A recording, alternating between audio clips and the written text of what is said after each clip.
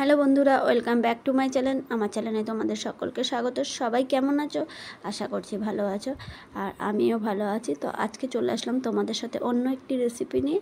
তো সঙ্গে থাকো আর দেখতে থাকো, তাহলে কিন্তু বুঝতে পারবে। আর ভিডিওটি ছোট্ট একটি ভিডিও, তোমাদের কাছে অনুরোধ রইলো পুরোটাই স্কিপ না করে দেখো। তো দেখো, কড়াইতে মাছের ঝোল বসানো হয়ে গেছে। মাছের ঝোলের রেসিপিটা কিন্তু তোমাদের সাথে শেয়ার করছি না, আমি কিন্তু অন্য একটা রেসিপি শেয়ার করছি। আর দেখো, ভাত বসানো আছে, থালায় মাছের মাথা ভাজা আছে আর এক পিস মাছ ভাজা। তো মাছের মাথাটা দিয়ে আমি এই লাউটা রান্না করবো এখন। তো স্টেপ বাই স্টেপ দেখতে থাকো। তো কড়াই বসিয়ে দিয়েছি, কড়াই গরম হয়েছে, কড়াইতে আমি তেল দিয়ে দিয়েছি।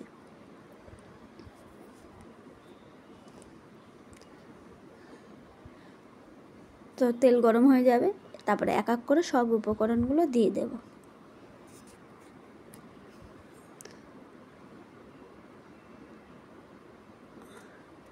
তা এখন আমি একটু সর্ষে দিয়ে দেবো। তোমরা কিন্তু চাইলে সর্ষের বদলে জিরেও দিতে পারো। তো দিয়ে দিচ্ছি শুকনো লঙ্কা, দিয়ে দিয়েছি তেজপাতা একটা,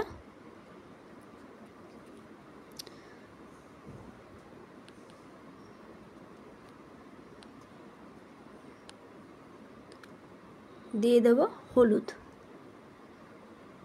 তেলের উপরে হলুদটা দিলে কি হয়, তাহলে কাঁচা হলুদের গন্ধটা কিন্তু থাকে না বন্ধুরা। তো দেখো, লাউ দিয়ে দিলাম। এবার একটু ভালো করে নাড়াচাড়া করে দেব। তো মাছের মাথাগুলো যে ভেজে রেখেছিলাম সেটা দিয়ে দিলাম। তোমরা পরিমাণ মতো নুন হলুদ দিয়ে দেবে তোমাদের স্বাদ অনুযায়ী। আর লাউটা কিন্তু পুরো হয়ে যাওয়ার পরে মাছের মাথাটা দেবে না, লাউটা যখন দেখবে অর্ধেক হয়ে গেছে তখন দেবে। তাহলে কি হয়, লাউয়ের সাথে সাথে কিন্তু মাছের মাথাটাও ভালো করে সেদ্ধ হয়ে যায়, ভেতরটা পুরো হয়ে যাবে। আর দেখো, আমার পুরো রেডি। এই যে মাছের ঝোল আর ওই যে লাউ পুরো রেডি। তো রেসিপিটা ভালো লাগলে কিন্তু একটি লাইক করো, কমেন্ট করো, শেয়ার করো।